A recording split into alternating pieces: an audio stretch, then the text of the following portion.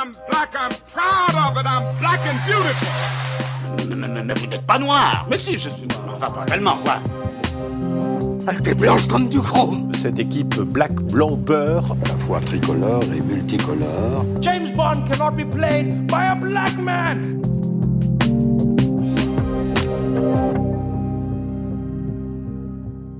Il y a d'abord eu la série américaine Dear White People, qui raconte les affronts subis par des étudiants noirs dans une université américaine.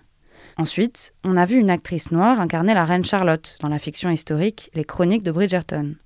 Et cette année, le dernier volet de la saga James Bond a vu naître une nouvelle agente 007, incarnée par Lashana Lynch, actrice noire elle aussi. Les représentations changent à vitesse grand V, et la couleur de peau est un sujet de plus en plus présent, à l'écran comme à la ville. Ça nous a donné envie de nous intéresser à la manière dont elles sont désignées dans différentes langues. Qui est noir, blanc, métis, et pourquoi ? Avec quelles nuances, quelles connotations ?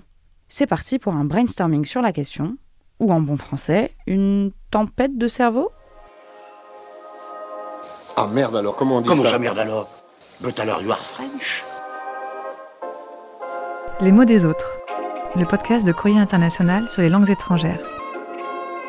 Par les traductrices Caroline Lee et Leslie Talaga et la journaliste Mélanie Chenoir. Non mais ça sert à rien d'apprendre les langues étrangères. Le français vous suffit. C'est pas ça, mais il y a des machines pour traduire. Alors pourquoi je me casserais le cul ? Dans l'actualité de ces derniers mois, la première chose qui me vient à l'esprit, c'est ça. Please welcome the Vice President-elect of the United States of America, Kamala Harris.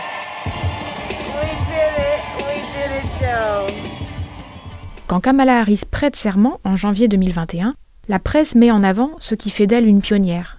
Elle est la première femme à accéder à cette fonction et elle est noire. Mais on est d'accord, elle a aussi des origines asiatiques. Oui, exactement. Sa mère est indienne. Et pourtant, la plupart du temps, on dit juste qu'elle est noire. Alors qu'en anglais des États-Unis, on pourrait employer le mot brown. Il a le mérite d'englober les personnes qui ne sont perçues ni comme blanches ni comme noires. Contrairement au mot black, brown peut aussi désigner les personnes originaires d'Asie du Sud et d'Amérique du Sud. En fait, le père de Kamala Harris, lui, est jamaïcain. Il est considéré comme noir, pas tant à cause de sa carnation, d'ailleurs personne n'a la peau littéralement noire, ni littéralement blanche, mais plutôt parce que ses racines se trouvent sur le continent africain. Son histoire est inséparable de la traite négrière, et il transmet cet héritage à sa fille. De toute façon, c'est toujours compliqué de mettre les humains dans des cases. Et c'est rarement une bonne idée. C'est ce que dit d'ailleurs l'héroïne de la série Dear White People dont on a parlé à l'instant. Dear White People. Chers amis blancs, voici un petit conseil. Quand vous demandez à quelqu'un qui a une apparence différente « Tu es quoi ?» En général, la réponse est « Une personne qui va te mettre son poing dans la gueule. » Son personnage est métisse et dit clairement ce qu'elle pense des étiquettes et des stéréotypes. Dans certains pays, c'est une obligation de rentrer dans des cases. Au Brésil, nation pluriethnique par excellence, le recensement impose aux habitants de se définir. Il y a 5 catégories officielles, dont celle qui s'appelle part, c'est-à-dire métisse. Et en 2010, 43% des personnes l'ont choisi, parce qu'elles ne se considèrent ni noires, ni blanches, ni amérindiennes, ni jaunes. Et je le précise, jaune, amarello. En portugais, c'est vraiment le terme officiel pour les personnes d'Asie de l'Est. Quand on traduit des termes comme part ou encore brown en français, on dit parfois « personne non blanche ». Mais c'est étrange de définir quelqu'un par la négative. Dans certains cas, on parle de minorité visible. Mais là aussi, c'est erroné, puisqu'à l'échelle planétaire, ce ne sont pas les blancs qui sont majoritaires sur le plan démographique. Et ceux qu'on a tendance à désigner comme des minorités ethniques sont en fait majoritaires par rapport aux populations dites blanches. On pourrait dire quoi à la place des non-blancs ? Majorité invisible ? Ou majorité démographique ? Pas facile de trouver un terme juste et fidèle à la réalité, mais en tout cas, il y a des pistes. Pour revenir à Dear White People, moi, en tant que femme blanche, c'est une série qui m'invite à me poser des questions sur ma place de personne non racisée, à me rendre compte que moi je ne suis pas constamment ramenée à ma couleur de peau. D'ailleurs, la plupart du temps, on ne dit pas aux blancs qu'ils sont blancs. C'est vrai, et ça peut laisser croire à certains qu'être blanc, c'est une forme de neutralité. Quand t'es blanc, c'est comme si tu étais une page blanche. Mais rien n'est neutre, et on le voit en néerlandais. Sur la palette de couleurs d'un peintre, le noir se dit zwart et le blanc wit. Mais quand on parle de couleur de peau, les noirs restent des zwarten, le pluriel de zwart, alors que les blancs, eux, deviennent des Blanken. Est-ce qu'on sait pourquoi? En fait, Blanken, ça rappelle l'époque de la colonisation. Ce mot évoque une forme de supériorité, voire de propreté, de pureté. Du coup, aux Pays-Bas et en Belgique, de plus en plus de voix s'élèvent pour que les blancs soient désormais nommés Witte, pluriel de vite. Un mot qui, comme zwart, désigne seulement une couleur. Et à propos de palettes de couleurs, Crayola, le fabricant de crayons pour enfants, cherche depuis des décennies à nommer les couleurs de peau.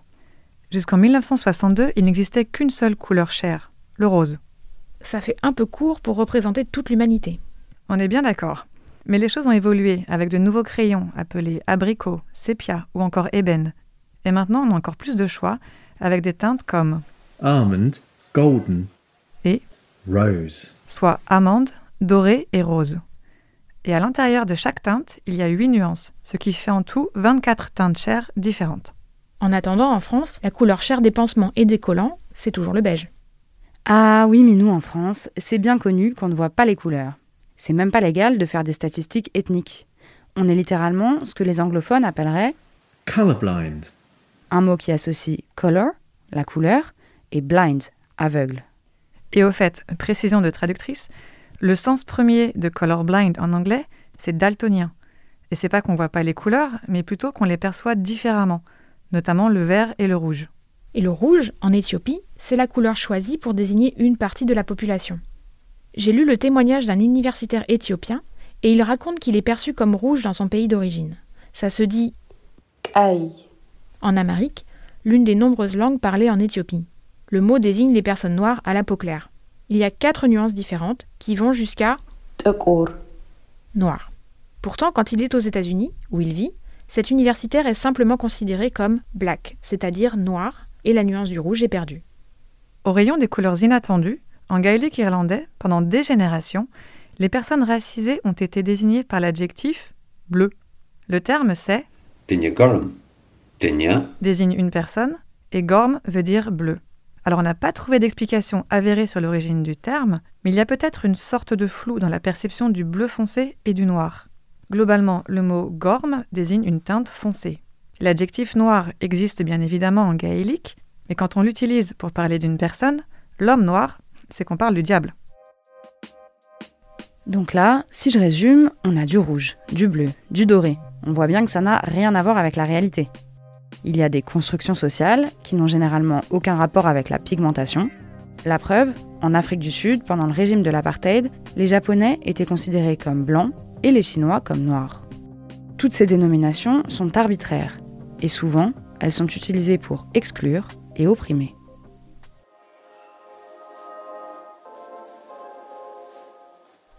Retrouvez tous ces mots et leurs graphies dans la description de votre appli de podcast ou bien sur notre site courrierinternational.com. Dans cet épisode, vous avez entendu les voix de Carole Lyon, Jerry Feely, Hugo Florent, Sacha Mitchell et Nigist Goitom de la société éthiopienne Hahu Scripts. Un grand merci à toutes et à tous. Vous pouvez aussi suivre sur Twitter et Instagram le compte du Bureau d'Etrad où vous trouverez toutes sortes de pépites linguistiques.